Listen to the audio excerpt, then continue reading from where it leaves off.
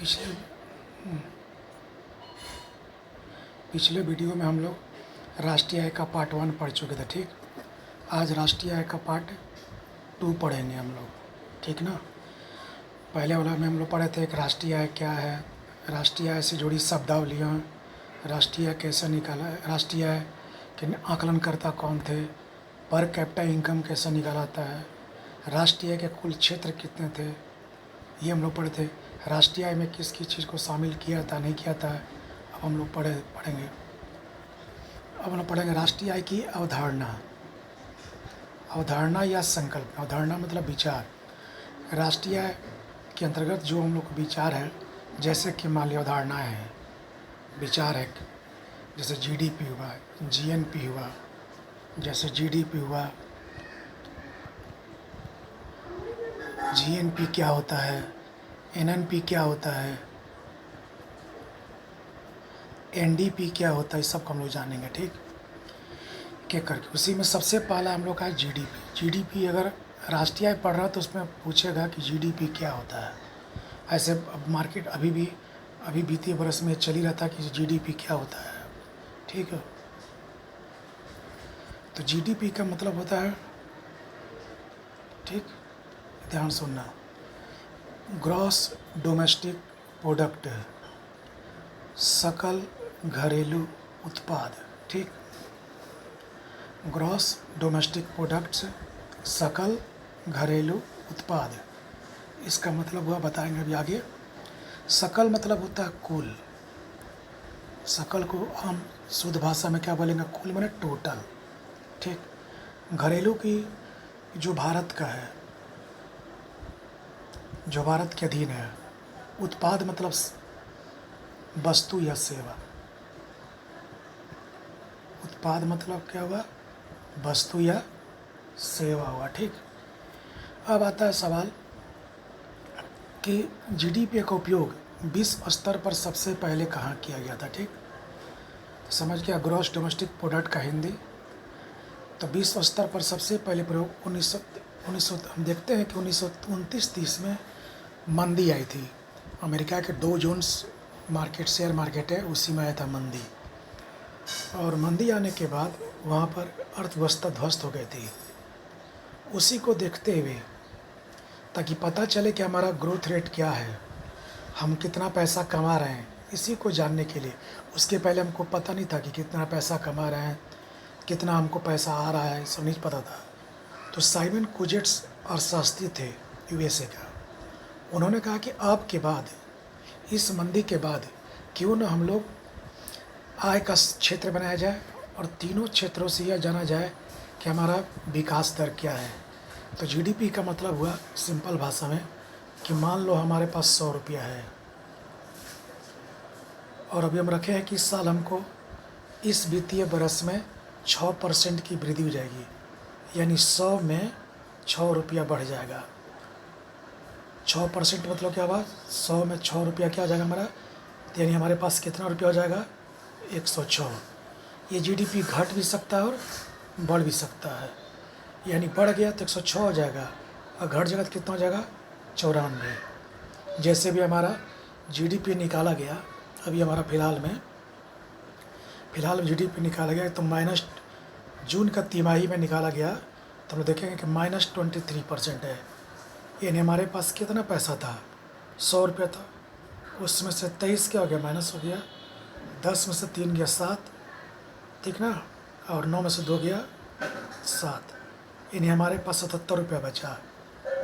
ठीक, तो भारत में कब से शुरू हुआ, तो भारत ने 1950 में, आज़ादी के बाद। 1950 में क्यों, तो अभी हम लोग आज अंग्रेज़ भारत को उपनिवेश बना रखे थे। उनको इन सब से कोई तात्पर्य नहीं था कि विकास दर बढ़ रहा है घट रहा है।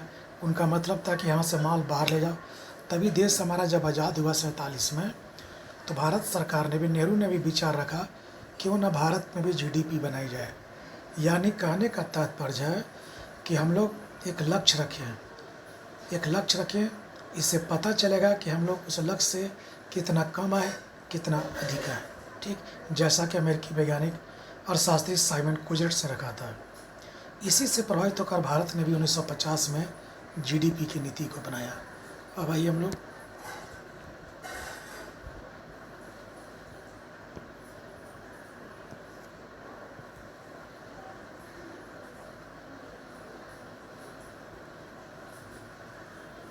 ठीक। अब देखो जीडीपी का मतलब क्या होता है। देखो ये हमारा पृथ्वी है, ठीक। तो देखोगे ये हमारा पृथ्वी है जिसमें देश की भौगोलिक सीमा होती है, ठीक है। तो देश की भौगोलिक सीमा का मतलब क्या, ये हमारा इंडिया है, ये अंटार्कटिका है, अंटार्कटिका, ठीक ना। यहाँ पर देखा होगा हम लोग मैत्री, ठीक ना। हमारा यहाँ भी शोध केंद्र है। ये हमारा समुद्री दूरी है जो नॉटिकल मील में मापी जाती है। ये अंटार्कटिका में हमारा अभियान है, ठीक। तो अंटार्कटिका ये हमारा पर्वतीय बेल्ट, ठीक। तो कहता भारत की सीमा के अंदर, चलो तो जीडीपी किसको कहते हैं उसको समझो। एक वित्तीय वर्ष में, पहला लाइन क्या हो गया, एक वित्तीय, 1 अप्रैल से कब से 31 मार्च। हालांकि वर्तमान में अब तिमाही में निकाला आता आंकड़ा, तिमाही में, तिमाही मतलब 4, एक तिमाही 4 माह पर होता है, ठीक ना। तिमाही में एक तिमाही निकालने पर कितनी बार जीडीपी निकलेगा, 4 बार। और एक वित्तीय वर्ष में कितना होता है, 1 अप्रैल से 1। तो हमारा जीडीपी अभी क्या निकलता है, तिमाही पर। अभी जो -23 आया वो किस पर निकला, तिमाही पर। इसीलिए कहा जा रहा है कि अगला बार जो जीडीपी आएगा हो सकता है कोई 10% आ जाए। फिंच ने, किसी ने 5% बोला है। फिंच के सुना हुआ, फिंच हो गया, तुमको वर्ल्ड बैंक हो गया, IMF हो गया, सब हमारा विकास दर तय करता है समय से। पर ये क्वेश्चन बराबर पूछता है कि IMF ने विकास दर कितना रखा है, वर्ल्ड बैंक ने विकास दर कितना आकलन किया है, फिंच ने कितना रखा है, ठीक है। हमारा RBI ने कितना रखा है, सबको पकड़ लेना है। यानी इतना % हमारा विज्ञान, इतना रुपया हम कमाएंगे, ठीक। तो एक वित्तीय वर्ष में बोलना है जीडीपी निकाला गया था, तिमाही भी अब, ठीक। यानी कितनी बार साल में, 4 बार हम चेक करते हैं कि विकास दर हमारा कितना बढ़ा है, ठीक। तो एक वित्तीय वर्ष में यानी 1 अप्रैल से 31 मार्च देश की भौगोलिक सीमा। देखो भौगोलिक सीमा का मतलब क्या, जो हम जिस पर हमारा अपना क्षेत्र है। जैसे हमारा इंडिया के बाहर जो राजनयिक मान लो किसी देश में, जिसको हम लोग कहते हैं राजदूत है, उनके द्वारा कमाए, ठीक। वहाँ जो आय होती है वो, प्लस हमारा अंटार्कटिका महाद्वीप में जो हमारे लोग वहाँ पर शोध कर रहे हैं वो, प्लस समुद्र में के अंदर जो भी आय होती है वो, और देश की सीमा के अंदर। तो कहाँ बताया, जो भारतीय विदेश में राजदूत के रूप में है, प्लस समुद्री दूरी, समुद्र में जो हमारा क्षेत्र है, अब प्लस कौन, तो 1 हो गया राजदूत, 2 हो गया कौन, हमारा इंडिया के अंदर सीमा के अंदर, तीसरा हो गया समुद्री, चौथा हो गया अंटार्कटिका, और 5वां हो गया अंतरिक्ष। सबको पता है कि धरातल के ऊपर 36,000 किलोमीटर से ऊपर क्या अंतरिक्ष है। तो अंतरिक्ष में भी जो हमारा शोध हो रहा है 5वां, तीसरा जाएगा हमारा जाएगा भौगोलिक सीमा, ठीक है। तो भौगोलिक सीमा पूछेगा तो क्या क्या बोलना है, अंटार्कटिका में शोध हो रहा है, समुद्री बेल्ट, भारत की सीमा के अंदर, अंतरिक्ष में जो भी निर्माण हो रहा है वो सब हमारे देश की जीडीपी में आएगा, ठीक। और एक हो गया जो राजदूत भारत से बाहर लोग हैं, राजदूत हम पॉलिटी में कभी पढ़ा देंगे, ठीक। दूसरा क्या, भारतीय एवं विदेशी। इसमें भारतीय का भी और विदेशी की भी आय को जोड़ा था। जो विदेशी भारत में आकर रह रहे हैं, ठीक ना, पैसा कमा रहे हैं, उनकी भी आय को जीडीपी में क्या किया था, शामिल किया, ध्यान रखना है। अंतिम वस्तु, अंतिम वस्तु का मतलब बताए थे ग्लोजरी में, इसीलिए पढ़ा दिए थे कि क्लास टॉपिक के दौरान फिर बताना ना पड़े। अंतिम वस्तु का मतलब होता है कोई वस्तु निर्मित हो जाए, जैसे कपड़ा निर्मित हो गया, हम पहले रेशम बनाए, रेशम से धागा बनाए, धागा से कपड़ा बनाए, कपड़ा से कमीज बनाए, तो कमीज यहाँ पर क्या हुआ, अंतिम वस्तु हुआ। इसमें अब कोई भी, इसमें अब क्या होगा, किसी तरह का हम अब सुधार नहीं कर सकते, किसी भी तरह का इसमें हम बदलाव नहीं कर सकते, ठीक। हाँ उसको रिफॉर्म कर सकते हैं। सेवा, सेवा मतलब बताए थे पीछे क्लास में। तो इस सभी के मौद्रिक मूल्य यानी वस्तु का और सेवा का जो वर्तमान मौद्रिक मूल्य है, वर्तमान उसका वैल्यू MRP है, उसी को हम कहते हैं जीडीपी। तो जीडीपी क्या बोलना है, एक वित्तीय वर्ष में 1 अप्रैल से हम कुछ योजना बनाते हैं और 31 मार्च तक वर्तमान में से नोट भूल देना, तिमाही में से आकलन होता है। देश की भौगोलिक सीमा के अंदर, भौगोलिक सीमा मतलब हो गया हमारा जहाँ पर हमारा जैसे अंतर हमारा देश की सीमा, अपना राजनीतिक सीमा जो हमारा बाउंड्री या नक्शा है, प्लस जो भारतीय कहाँ जा रहे हैं, राजदूत के रूप में विदेश में रहते हैं, प्लस हमारा जो समुद्री से क्षेत्र है, प्लस स्पेस में, प्लस हमारा जो अंटार्कटिका क्षेत्र में है। इन सभी जगहों से भारतीय लोग या विदेशी लोग वस्तु या सेवा के माध्यम से जो भी उत्पाद करते हैं उन्हीं का रेट या एमआरपी क्या हुआ, मौद्रिक मूल्य हुआ। उनसे जो आय होती है उन्हीं की जोड़ को हम क्या बोलते हैं। जैसे वस्तु से 5 रुपये कमाए, सेवा से 3 रुपये कमाए, तो हमारा क्या हो गया, मौद्रिक मूल्य। इन एक वित्तीय वर्ष में हम इन सभी क्षेत्रों से हमने मान लो जैसे भारतीय भी और विदेशी भी रहकर यहाँ कमा रहे हैं, उन्हीं की वस्तु और सेवा के मौद्रिक मूल्य को हम क्या कहते हैं, जीडीपी। कहने का मतलब है एक वित्तीय वर्ष में कमाए गए सभी पैसों, सभी वस्तुओं या सेवाओं के मूल्य को हम क्या कहेंगे, जीडीपी। ठीक, ये किस देश ने सबसे पहले उपयोग किया था, यूएसए ने। ठीक, भारत में सबसे पहले कब हुआ था प्रयोग, 1950। ठीक, तो जीडीपी क्या है, सकल घरेलू उत्पाद है, इसमें परिभाषा ही हो गया। ठीक, इतना को बोलना है। अभी जैसे आया था कि भारत में जीडीपी का लक्ष्य भी रखा जाता है, लक्ष्य रखा था, बताया था कि जीडीपी का एक्चुअल भाषा में क्या है, तो 100 रुपया हमारे पास पहले से है, उसमें से 6 रुपया हम बढ़ गए, तो 6 रुपये मेरा क्या हुआ, जीडीपी हुआ। नेक्स्ट, एक फार्मूला दिया रहेगा एग्जाम में, यूपीएससी में क्वेश्चन आ चुका है। कहा है कि मान लीजिए कोई वाई है, कोई देश क्या है, वाई है। उस वाई देश में, वाई कोई क्या है, देश है, उस देश में C प्लस I G और X माइनस M दिया रहा है। तो पूछ सकता है कि C का मतलब क्या था। C का मतलब था consumer expenditure. Consumer expenditure, consumer expenditure का मतलब होता है उपभोक्ता पर जो पैसा खर्च किया गया। ठीक ना, उपभोक्ता के रूप में जो पैसा खर्च, कंज्यूम करने में जो पैसा हमारा क्या हुआ, खर्च हुआ। मान लो कंज्यूम करने पैसा हमारा 50 रुपये खर्च हुआ। अब दिखा रहा जीडीपी। आई बराबर क्या, इंडस्ट्री इन्वेस्टमेंट। एक कारखाना खोलने में जो भी इन्वेस्टमेंट होता है, एक कारखाना जब खोलेगा तो उसमें क्या इन्वेस्ट होगा, पूंजी। खोलने में जो पूंजी लगा वो मान लो 50 रुपया पूंजी लगा। गवर्नमेंट एक्सपेंडिचर, गवर्नमेंट का जो भी सब्सिडी दिया सरकार को, सरकार ने सब्सिडी दिया, ब्याज दिया कम कीमत पर, हो गया गवर्नमेंट एक्सपेंडिचर। ठीक, टैक्स कम कर दिया, गवर्नमेंट एक्सपेंडिचर हो गया, तो ये मान लो 50 रुपया हुआ। तो भारत में एक वित्तीय वर्ष से मान लो कंज्यूमर एक्सपेंडिचर में, यानी हमारे उपभोक्ता को खर्च, उपभोक्ता में खर्च है, सरकार को मान लो सब्सिडी दिया किसी चीज़ पर, तो उपभोक्ता पर खर्च हुआ कितना, 50 रुपया। किसी वस्तु को भोग के बदले सरकार ने सब्सिडी दी तो क्या लगा, 50 रुपया। इंडस्ट्रीज खोला, क्या लगा, गवर्नमेंट ने ब्याज पर, टैक्स पर कम रेट दिया, उसका पैसा। तो इतने पैसे हमारे क्या हुए, इन पैसे से हमको पैसा आया, but into X minus M. देखो यहाँ एक्स बराबर जो होता है वो तो वैसा भारतीय जो विदेश में कमा रहे हैं। जैसे टाटा अंबानी गया, विदेश में कोई कंपनी खोल कर रखा है। ठीक, एम बराबर होता है वैसा विदेशी जो भारत में आकर कमा रहा हो। जैसे कि मान लो विदेशी कंपनियां भारत में, जैसे सैमसंग है, भारत में अपना ब्रांच खोली हुई है, हीरो है अपना, होंडा अपना ब्रांच खोली हुई है, तो ये सब पैसा क्या होगा, विदेश चले जाएगा। ठीक, बाद में। इसलिए ये पैसा हमारा पैसा नहीं है, जो एम बराबर है हमारा पैसा नहीं। और हमेशा एम जो है एक से बड़ा होता है, यानी भारतीय जो विदेश में पैसा कमा के ला रहे हैं, अब विदेशी जो है भारत से ज़्यादा पैसा ले आते हैं, क्योंकि उनकी वैल्यूएशन क्या है, ज़्यादा है, उनका डॉलर भी क्या है, वैल्यूएशन ज़्यादा है। तो हम पैसा क्या कमाते हैं, हमारा विदेश में डिमांड क्या है, कम है, इसीलिए हम विदेश से पैसा कमा कर क्या लाते हैं, लेकिन निकलता भारत से क्या, पैसा ज़्यादा। इन विदेशी लोग भारत आते हैं तो पैसा क्या करते हैं, ज़्यादा कमा के लाते हैं। इसलिए एम हमेशा एक से क्या होता है, बड़ा होता है। इसलिए यहाँ पर 100 हो गया रुपया, यहाँ पर 50 रुपया, तो कितना हुआ, 50। तो 150 माइनस 50 बराबर 100 जीडीपी हुआ।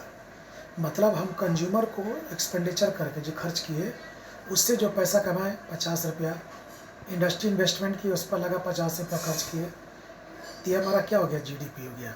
तो जीडीपी क्या हुआ, 100 रुपये हमारा है टोटल। सब निकाल के विदेशियों के भी आकर गए।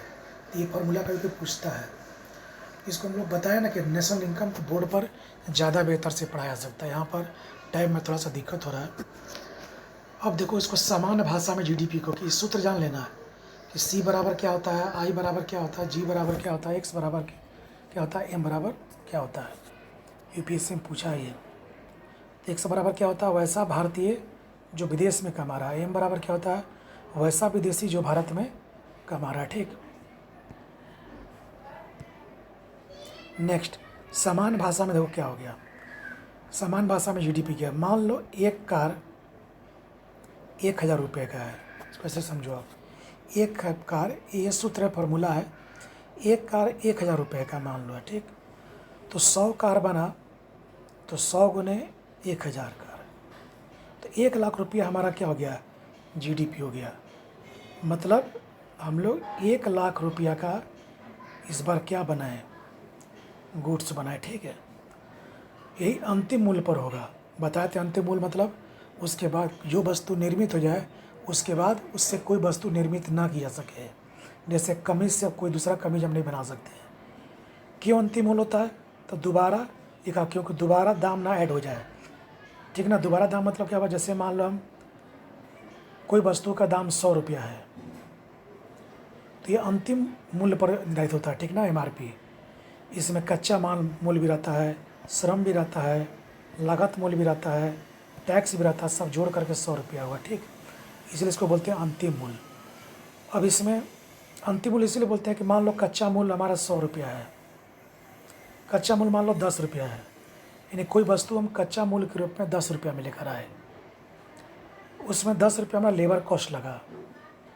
तो जो अंतिम मूल्य मान लो हम 100 रुपया में बना है कि हमारा इसका 100 रुपया को कमाना है, इस पेन से हमको 100 रुपया कमाना है, उसमें अगर अंतिम मूल्य ना लिखते तो हम 10 रुपया कच्चा माल भी, श्रम भी फिर जोड़ देते कि 10 रुपया हमारा कच्चा माल में लगा, 10 रुपया हमको कहाँ लगा है, श्रम में लगा। तो मालूम चलता कि 100 का माल 120 रुपया होता है, उसका दाम और क्या होता है, बढ़ जाता है। ठीक, इसीलिए हम क्या लिख देते हैं, अंतिम मूल्य। अंतिम मूल्य का मतलब हुआ कि शुरू से लेकर अंत तक जो भी पैसा लगा उसको जोड़ जोड़ कर हम लोग यहाँ रख दिए। ठीक, अब होता है according to the World Bank, IMF, RBI, ये लोग हर साल क्या करते हैं, जीडीपी तय करते हैं कि भारत इस बार इतना जीडीपी रखेगा। अभी जैसे कहा गया है, सुना होगा कि 23% जीडीपी है।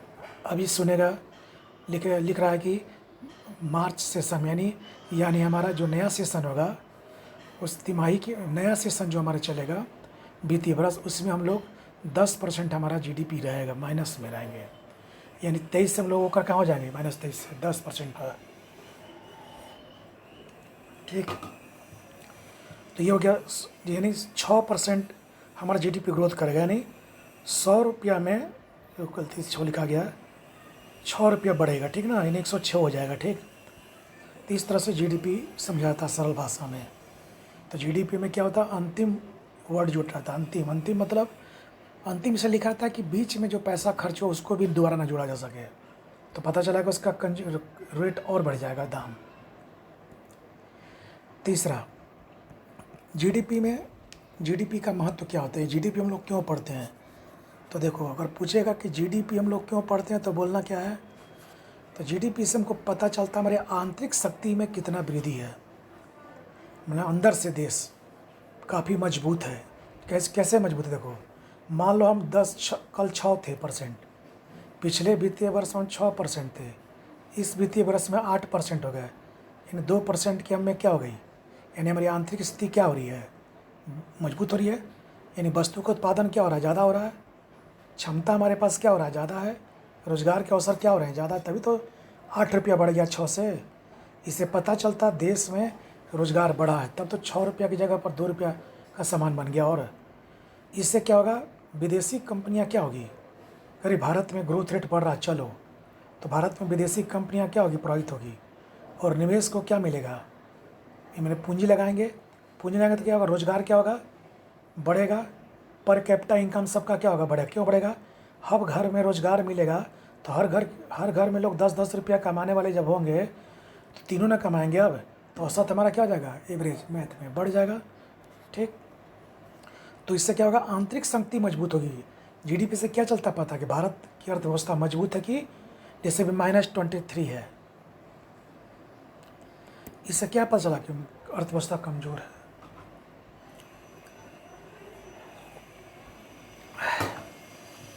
अब देखो दूसरा क्या होगा, वस्तु का उत्पादन बढ़ेगा तो इसमें हमारा गुड्स भी क्या होगा, बिकेगा। ठीक, गुड्स खरीदेगा लोग तो जीडीपी क्या होगा, खरीदेगा। तो इसीलिए हम बल देते हैं कि हमारा गुड्स विदेश में बिके। इसीलिए हमारा भारत सरकार ने, मोदी साहब ने अभी कहा है कि भारत को आत्मनिर्भर बनाना है। आत्मनिर्भर भारत यानी भारत में भोकाल बनाना, भारतीय सामान को बेचो। तो इससे क्या होगा, भारत के लोग भारत में ही सामान अपना खरीदेंगे तो भारत का पैसा कहाँ रह जाएगा, भारत में रह जाएगा। इससे हमारा विदेश में पैसा क्या होगा, कम जाएगा।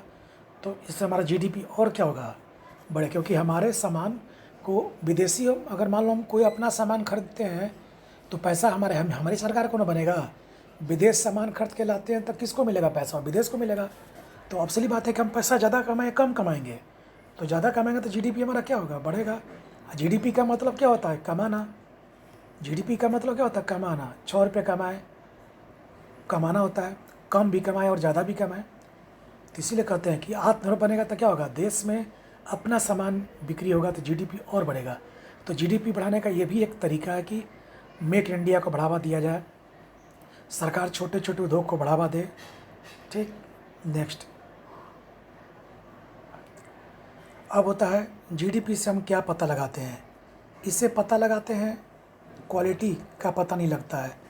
क्वालिटी मतलब क्या होता है कि क्या मानक है, क्या गुण है, इसका क्या खूबियाँ है, किससे, जीडीपी में नहीं लगाते हैं पता। जीडीपी में सिर्फ क्वांटिटी का पता लगाते हैं, कितना बना है।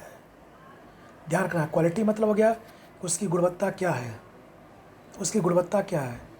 जब विदेश में बिकेगा तब ना गुणवत्ता पता चलेगा। बना तो क्या पता नहीं चला, बिकेगा तब क्या चलेगा, पता चलेगा। तो गुणवत्ता कब चलेगा पता, ठीक ना। गुणवत्ता तब पता चलेगा जब वो विदेश में बिकेगा तब। इसीलिए जीडीपी हम लोग क्या करते हैं, जीडीपी हम लोग जो पैसा कमाने का इच्छा रखते हैं तो क्वालिटी पे इस पर बल नहीं दिया जाता है, क्वांटिटी पर बल होता है। क्वालिटी मतलब गुण हुआ, किस तरह गुण होगा। इसलिए कहा था कि जीडीपी में हमके क्वालिटी का पता नहीं चलता, क्योंकि ये माल विदेश में नहीं बिकेगा। इसमें में जीडीपी में विदेश माल में विदेश में नहीं जाएगा। ठीक, अभी आएगा जीएनपी तो बताएंगे।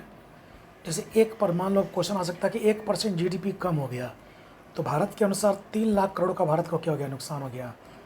इसे -23% जीडीपी कम हो गया तो इसमें से 3 से गुना कर दो, 3 का 9, 3 चौ 69 लाख करोड़ को सरकार का क्या हो गया, नुकसान चले गया सरकार को। 69 लाख रुपया सरकार का पैसा खत्म हो गया।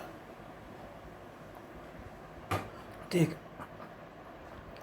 अब होता दूसरा पूछ सकता है क्वेश्चन जानने का है कि जीडीपी में जब शामिल करते हैं, जैसे 1 अप्रैल से 31 मार्च को, ये मान लो 2020 से 21 का है सेशन है मान लो, तो उसी साल की निर्मित वस्तु को हम जीडीपी में शामिल करेंगे। मान लो 20 से 21 का जीडीपी निकाल रहे हैं, कितना हमको विकास दर हुआ, तो हम 19-20 का जो सामान है उसको बेचेंगे तो उसकी आय को इसमें शामिल नहीं करेंगे, उसकी आय को उसी साल में शामिल करेंगे।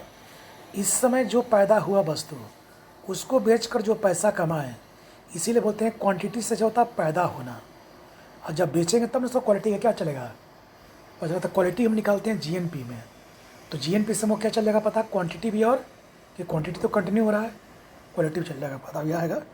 जीडीपी गणना अभी कितने माह पर की जाती है, तिमाही पर की जाती है।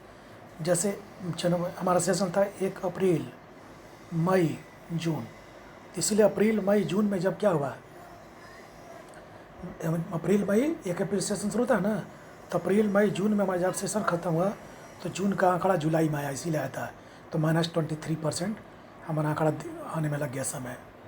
तो जून तक का ये आंकड़ा इसीलिए बोलता है कि जून तक का है ये।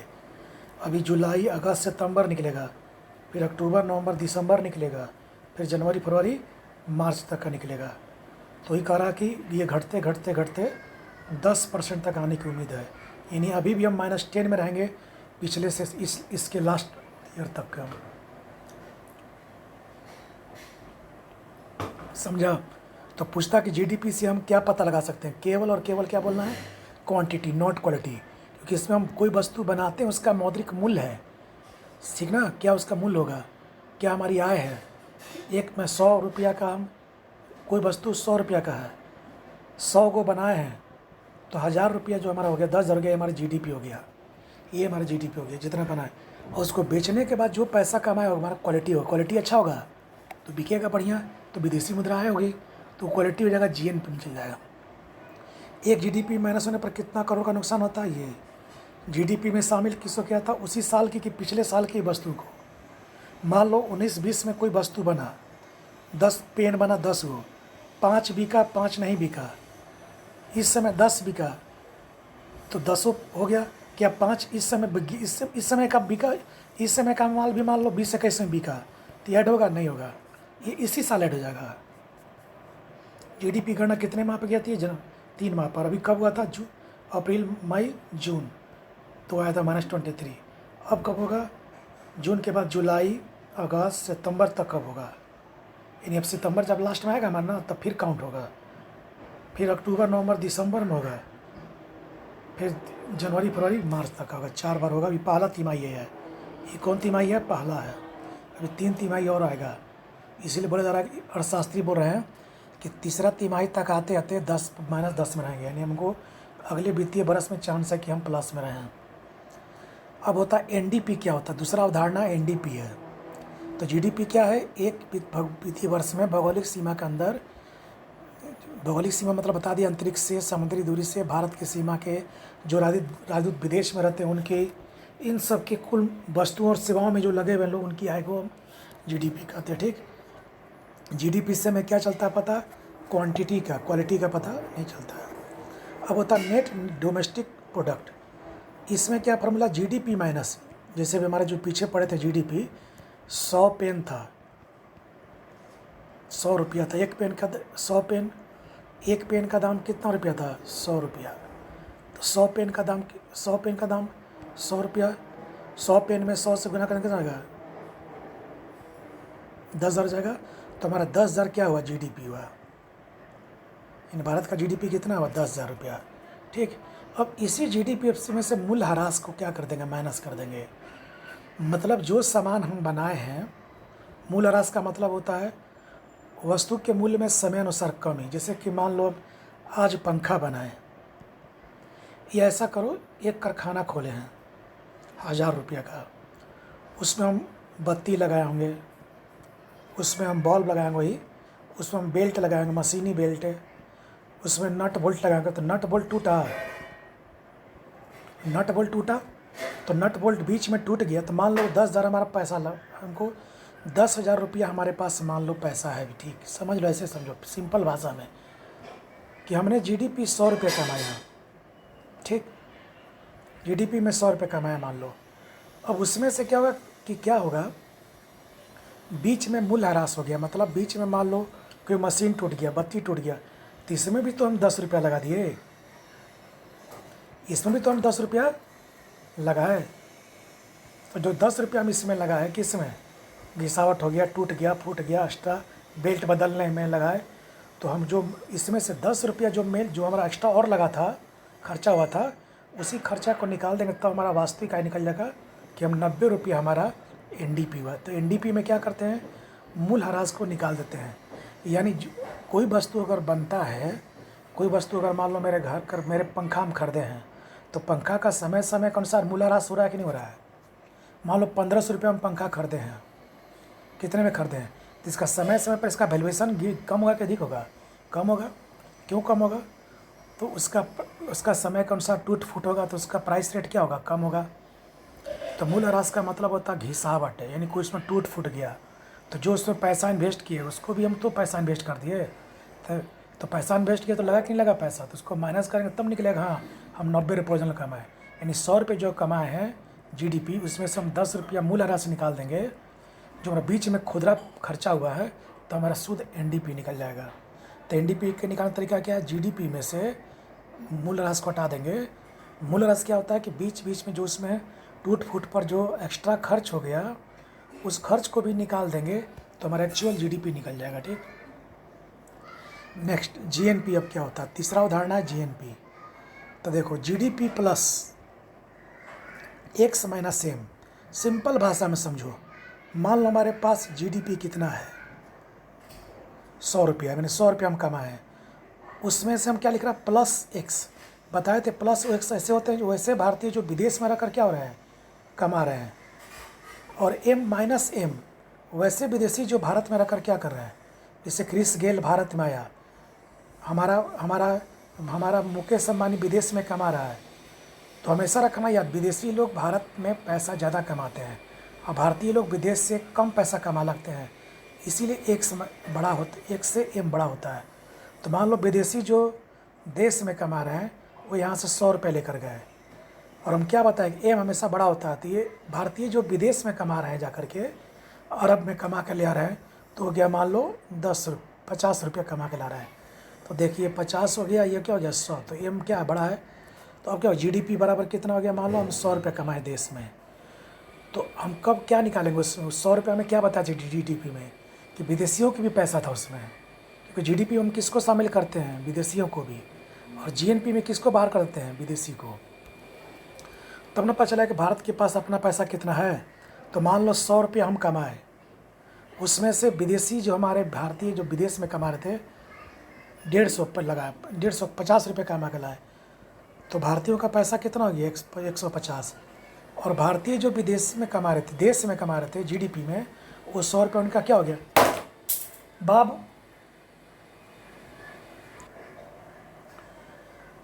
तो मान लो 100 रुपये विदेशी लोग कमा रहे हैं, नहीं समझा, विदेशी लोग जो जीडीपी में क्या था, भारतीय भी और विदेशी भी, कौन भारतीय जो देश की सीमा के अंदर, कौन विदेशी जो भारत में है, तो 100 रुपया मान लो जीडीपी इन लोग का हुआ कमाई लोग, इसमें से 50 रुपया जो भारतीय बाहर जाए कमा रहे हैं उनको जोड़ दो, क्योंकि इसमें लिखा हुआ जोड़ना है, और जो विदेशी है उनको क्या कर दो, माइनस कर दो, तो हमेशा बड़ा होता है 100, ये 50 हो गया, कितना हो गया, तो जीडीपी प्लस विदेश, इसको ऐसे शॉर्ट मिल सकते हैं, जीडीपी प्लस विदेशियों से आए, तो इसमें किसको माइनस कर देते हैं। तो पूछ सकता कि जीडीपी में किसको ऐड करते हैं, तो बोलना बताओ तो जीडीपी में किसको ऐड करते हैं, वैसा भारतीय जो भारत की सीमा के अंदर कमा रहा है, प्लस वैसा विदेशी जो भारत में कमा रहा है। ठीक ठीक, इसमें किसको बाहर करते हैं, तो वैसा भारतीय जो विदेश में कमा रहा है, ठीक ना। अब होता है जीएनपी में जस्ट उल्टा होता है, वैसा भारतीय जो विदेश से कमा के ला रहा है उसको जोड़ देते हैं, और जीएनपी में वैसा विदेशी जो भारत में कमा रहा है उसको क्या करते हैं, जैसे क्रिस गेल का पैसा को हम कब हटा देंगे, जीडीपी की जीएनपी में, तो जीएनपी में मुकेश अंबानी का पैसा कब जोड़ देंगे, तो बोलना जीडीपी जीएनपी में किसको जोड़ेंगे, बताओ मुकेश अंबानी का पैसा कब जोड़ेंगे जीएनपी में, क्रिस गेल का पैसा कब जोड़ेंगे, कब रखे रहेंगे, तो बोलना जीडीपी में, कब निकाल देंगे, तो जीएनपी में। ठीक, अब होता है जीएनपी से क्या दर्शाता है हमको कि हमारी बाह्य शक्ति क्या है, मजबूत है, कैसे, जैसे भारतीय कंपनियां जब विदेश में कमाएगी, अभी बताया एक्स बराबर जो विदेश में कमा रहा है, भारतीय कंपनियां जब कहाँ कमाएगी, विदेश में कमाएगी, तो विदेश में कमाएगी तो क्या होगा, उसका माल बिकेगा, माल बिकेगा तो पैसा कहाँ आएगा, भारत आएगा, तो भारत का ग्रोथ रेट क्या होगा, बढ़ेगा, इसका मतलब भारत का जीडीपी क्या है, अच्छा हो गया। तो जीएनपी से हम क्या निकालते हैं, तो जीएनपी से बाह्य शक्तियाँ, और कब हम विदेशी हमारा सामान बिकेगा विदेश में, जब हमारा क्वालिटी क्या होगा, मजबूत होगा। अभी बताए थे कि जीडीपी में क्वालिटी चेक नहीं होता है, जीएनपी में क्यों होता है कि जीएनपी में भारतीय लोग कहाँ कमा के ला रहे हैं, विदेश से कमा के ला रहे हैं, तो इसमें वही बताया ना कि विदेशी लोग को ऐड कर दिया था है, वैसा भारतीय जो विदेश में कमा रहे हैं उनके पैसे को क्या किया था, ऐड कर दिया था। तो इससे बाह्य शक्ति का पता चलता है, जीएनपी से क्या चलता है कि हम कितनी मजबूत हैं, और इसीलिए कहा था कि इससे क्या चलता है, मात्रा तो पहले से कंटिन्यू हो रहा है, जीडीपी इसमें है तो मात्रा होगा, गुणवत्ता केवल क्या हो जाएगा, ऐड हो जाएगा। क्यों ऐड हो जाएगा, कि इससे बाह्य शक्ति क्या चलता है, क्योंकि इसमें भारतीय जो विदेश में कमा रहे हैं जाकर के, अगर अच्छा मैन्युफैक्चरिंग देंगे, पैसा अच्छा क्वालिटी देंगे, सामान बिकेगा, तो जीडीपी क्या होगा। तो इसीलिए भारत का विदेश में स्थिति मजबूत हो जानने के लिए हम क्या पता लगाते हैं, जीएनपी नॉट जीडीपी। जीडीपी से क्या होता है कि भारतीय जो विदेश में कमा रहे हैं उनके पैसे को हम काउंट नहीं करते, इसीलिए वहाँ पर सिर्फ क्वांटिटी का चलता है पता कि भारतीय का माल विदेश में कितना बिक रहा है। हमारा क्वालिटी कब चलेगा, मान लो हम अपना सामान अपने घर में बेच दें, गा दे कुछ भी गा दे कर दें, वाह वाह क्या गाया आती, क्वांटिटी है कि क्वालिटी है, क्वांटिटी है। वही अगर हम बाहर जाकर परफॉर्मेंस करें या लोग हमको प्रोत्साहित करें तो वो मेरा क्वालिटी हो जाएगा। ठीक है, तो इससे क्या होगा, विदेशी कम। तो किससे भारत के साख का चलता पता क्रेडिट कहाँ भारत मजबूत है, तो जीडीपी से, बाह्य शक्ति, जबकि जीडीपी से आंतरिक शक्ति का। नेक्स्ट एनएनपी, एनएनपी में क्या है, तो नेट नेशनल प्रोडक्ट है, ठीक ना, नेट नेशनल। अब होगा चौथा उदाहरण एनएनपी हो गया। तो देखो एनएनपी क्या होता है, तो जीएनपी माइनस मूल्यह्रास। देखो जीएनपी माइनस मूल्यह्रास, अभी बताए थे मूल्यह्रास क्या क्या होता है, किसी वस्तु में समय के अनुसार उसके मूल्य में गिरावट आती है। मूल्य में गिरावट का मतलब होता है कि कोई पंखा मान लो आज से हम 10 साल पहले लिए थे 1000 रुपया में, वो पंखा दिन पर दिन उसका वैल्यूएशन क्या होगा, गिर करके 500 रुपया हो जाएगा। तो हमारा उस पैसे वस्तु का वैल्यू आज भी 10,000 है नहीं, आज हमारा क्या है 500 रुपया है। यानी आज हमारा वो वस्तु बिकेगा सामान्य तुमको 500 रुपया ही क्या होगा आया होगा, ना कि 1000। तो इसमें क्या होता है, नेट नेशनल प्रोडक्ट में क्या होता है, जीएनपी माइनस, जीएनपी में क्या क्या शामिल था, जीडीपी प्लस विदेश से आय जो होता है कमा कर, मुकेश अंबानी जो विदेश से कमा रहा है, तो ये हमारा क्वांटिटी हो गया, ये हमारा क्वालिटी हो गया, कौन, ये मूल्यह्रास। तो मात्र इसमें क्या देखो, मात्रा भी पता चलता है जीडीपी से, गुणवत्ता जीएनपी से, मूल्यह्रास भी चल रहा है पता कि मूल्यह्रास हमारा क्या हो रहा है, डिप्रिसिएशन, कि ये जो बीच में हमारा पैसा लगा या जो वैल्यू उसका गिर गया उसको भी जोड़ देते हैं हमको। तो पूछ देगा कि एनएनपी में क्या क्या पता चलता है, मूल्य मात्रा का, गुणवत्ता का, मूल्य ह्रास का, और विदेशी आय का, कि विदेश से वो कितना पैसा आ रहा है। ठीक, अब होता है पीसीआई निकालने में मदद मिलता है एनएनपी से। तो एनएनपी क्या होता है, तो मान लो हमारा, इसको क्लास में हम समझाएं बढ़िया से, पहले जीडीपी निकालेंगे, जीडीपी मान लो 100 रुपये कमाएँ, सब बताया मैं, उसके बाद तब जीएनपी निकालेंगे, तब लास्ट में हम लोग एनएनपी निकालते हैं। एनएनपी निकालने के बाद हमको फैसला हो जाता है कि हमारे पास शुद्ध आय क्या होता है। ठीक, इतना ही जानो, अभी बोर्ड पर यहाँ समझाना छोटा में ठीक नहीं है, जितना समझना समझ लो। पीसीआई निकालने में होता बताए थे पर कैपिटा इनकम में कि एनएनपी पर निकल आता है, एनएनपी बटा जुलाई में जो पॉपुलेशन होता है उस पर निकल आता है, पीछे हम क्लास में बता दिए हैं। तो एनएनपी से हम क्या भी निकाल लेते हैं, पर कैपिटा इनकम। नेक्स्ट, राष्ट्रीय आय की गणना में किसको शामिल किया था, किसको शामिल नहीं किया था, देखो अचल पूंजी को शामिल किया था। राष्ट्रीय आय जब सरकार गणना करती है, अचल मतलब होता है जो चल नहीं सके थे, एक होता है चल पूंजी, एक होता है अचल पूंजी। पूंजी कितने होता है, चल और अचल। चल मतलब जो चल सके, अचल मतलब जो चल नहीं सके। जैसे मान लो, जैसे हम लोग कोई अपना कपड़ा खरीदते हैं, कपड़ा को हम जहाँ मन तहाँ ले सकते हैं। ठीक, बैंक में रखा पैसा को हम जहाँ मन तहाँ ले सकते हैं, गाड़ी को भी जहाँ मन तहाँ ले सकते हैं, लेकिन भूमि हो गया, मकान हो गया, इस पैसे को हम नहीं ले सकते। तो राष्ट्रीय आय में भूमि और मकान से जो पैसा होता है वो किस में रखाता है, करेंगे सरकारी निःशुल्क सेवा। सरकार जब किसी को निःशुल्क सेवा देती है तो जो खर्च करती है उसको भी इसमें शामिल किया जाता है। सरकार को जो सेवा से आय प्राप्त होता है, जैसे डॉक्टरी से, मशीनरी से, सबसे। अंतिम वस्तु बताए थे, मकान किराया, निःशुल्क योजना वही सरकारी वाला। कमीशन, कमीशन मतलब होता है जो सरकार को जो कमीशन मिलता है पर किसी पर। बोनस, सरकार ने कितना किसी को बोनस दिया, देता दुर्गा पूजा में फलना में सरकार जनता को बोनस देती है, नागरिक को अपना। वेतन परखेगा सरकारी सेवक, कितना पैसा उसका खर्च हुआ सरकारी सेवकों पर। विदेशों में अर्जित है, वैसा भारतीय जो विदेश में पैसा कमा के ला रहे हैं। सड़क निर्माण पर लाभ, सड़क निर्माण बना उस पर जो टोल टैक्स लगता है वो। शेयर बाज़ार से सरकार को जो टैक्स आता है 1% जो TRR लगता है वो सब। इन सारे से प्राप्त आय को राष्ट्रीय आय में शामिल करते हैं। और भी बहुत सारे हैं, यहाँ गणना करना संभव नहीं है, ये एक व्यवहारिक भी नहीं है स्टूडेंट के लिए। शामिल जिसको नहीं करेंगे, काला धन, इसलिए सर करेंगे तो काला धन का कोई ऑडिट लेखा नहीं होता है। जिसका लेखा नहीं होता उसका कहाँ से समझ करेंगे। तो अंदाजे पर तो राष्ट्रीय आय निकालेंगे नहीं, निकालेंगे तो क्या होगा, गणना गलत हो जाएगा, तो पैसा लगा कुछ और, योजना कुछ और बनेगा। पूंजीगत हानि से प्राकृतिक आपदा में पैसा जो हमारा खर्च होता है, क्यों, क्योंकि उसमें पैसा कहाँ पर कितना खर्च हुआ, कहाँ नहीं गया, इस सबको हम नहीं कर सकते। जल गया कितना पैसा, ये बाढ़ में कितना बह गया, सबका कोई आता पता नहीं रहता है। गैर कानूनी प्रक्रिया से अर्जित है, वही बिना टैक्स। गैर कानूनी में क्या गया, सरकार एक टैक्स नीति बनाती है, टैक्स उसमें जो उसके दायरे में आते हैं उनको भरना होता है, हो गया। यानी गैर तरीके से क्या किया है, टैक्स प्राप्त किया। जैसे कि मान लो ईडी से तुमको हवाला माध्यम से तुमको क्या किया, पैसा मुद्रा दिया, तो उस सब पैसों को इसमें नहीं शामिल करते हैं। पुरानी वस्तुओं का क्रय विक्रय, अभी बताए थे कि हर वित्तीय वर्ष के वस्तुओं का बिक्री का ही शामिल करते हैं, ना कि पिछले वर्ष के वस्तु का बिक्री इस साल करेंगे तो उसकी आय को शामिल नहीं करेंगे, बताए थे। सट्टा बाजार सामाजिक बुराई, इसको सरकार योजना बढ़ावा नहीं देना चाहती, इसलिए इसको शामिल नहीं करती है। अगर शामिल करती तो इसको भी बढ़ावा मिलता है। मध्यवर्ती वस्तु, इसीलिए बोले हैं कि मध्यवर्ती मतलब जो बीच में जो होता है पैसा, बताया था ना कि 1 2 3 अंतिम वस्तु का दाम हम जोड़ करते हैं, अंतिम जो रुपया होता है वही जोड़ते हैं हम लोग। आयातित वस्तुएं, जैसे पैसा विदेश का है, जैसे गेल जो पैसा कमा रहा है उसको राष्ट्रीय नाम शामिल नहीं करेंगे।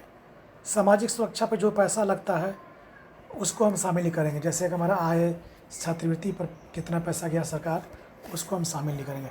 तो एक तरफ हो गया, राष्ट्रीय जब गणना करते हैं तो इसको शामिल करते हैं और इसको माइनस कर देते हैं, ठीक।